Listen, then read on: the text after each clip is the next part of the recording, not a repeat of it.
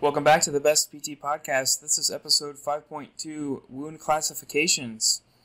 Describing acute wounds, we have abrasions, which result from friction and shearing forces that scrape away superficial skin. We have avulsions, also known as degloving, that causes the skin to detach from deep layers. Incisional wounds are due to surgery. These are precise and easily closed wounds.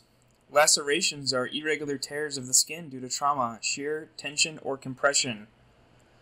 Penetrating wounds open up into interior organs and cavities. Puncture wounds are sharp-pointed penetration wounds. There's minimal tissue damage but high risk of infection due to how deep the puncture goes. And finally, skin tears are due to trauma to fragile skin. Ulcers, 4 different types. Arterial insufficiency ulcers are due to an inadequate circulation of oxygenated blood. The goal here is limb protection, daily foot and leg inspection, the avoidance of leg elevation, avoid soaking in hot water, and use clean dry socks with minimal seams. Venous insufficiency ulcers, an insufficient return of deoxygenated blood. The focus here again is limb protection, with compression and the elevation of legs when resting or sleeping. Neuropathic ulcers are a combination of neuropathy and ischemia. Limb protection, the inspection of footwear for debris, and offloading or diabetic footwear. Pressure ulcers, also called decubitus ulcers, result from sustained or prolonged pressure, often over bony prominences. The external pressure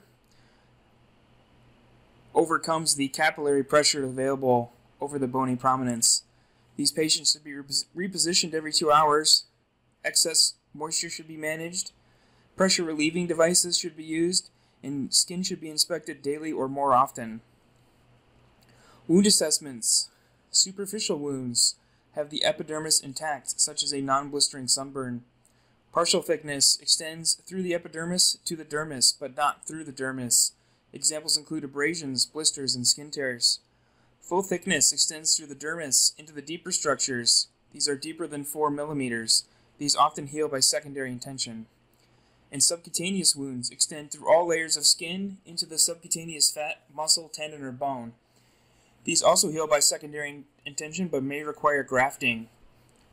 We have the Wagner ulcer classification system. Stage 0, no open lesions but pre-ulcerative. These are healed ulcers or the presence of a bony deformity. Stage 1, superficial ulcer not involving the subcutaneous tissue.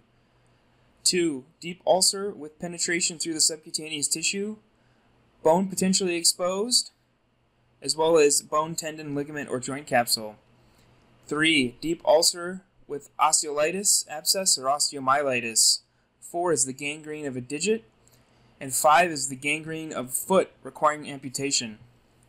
Pressure ulcer staging. Stage 1, intact skin, non-blanching redness, usually over a bony prominence. Difficult to detect in those with darker skin tones.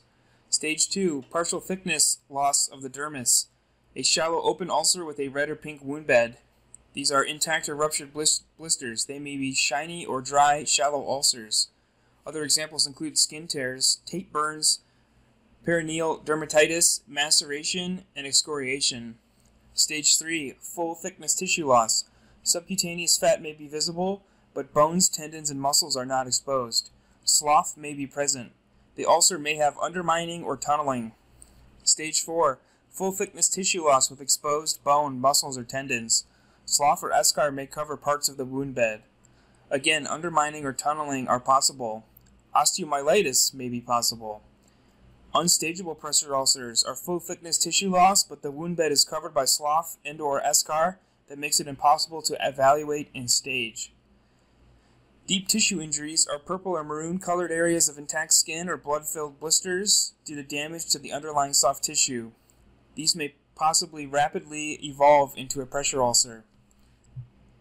Exudate Classification. Serous is clear, lightly colored with thin consistency, which is normal in healthy healing wound. Sanguinous is red in color with a thin consistency. This indicates new blood vessel growth, which is normal, or a disruption of blood vessels, which is abnormal. Serosanguinous is light red or pink with thin consistency that is normal in healthy healing wounds.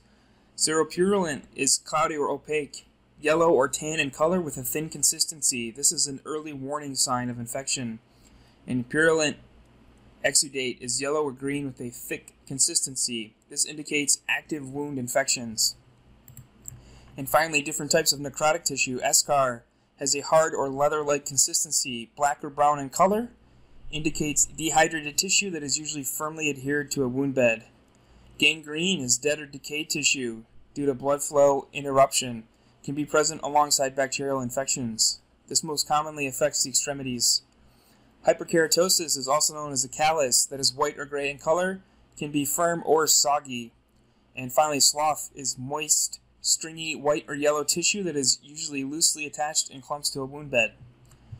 That's it for episode 5.2, talking about wound classifications. Episode 5.3 will focus on wound interventions. As always, the outline will be in the show notes. Thanks for joining me.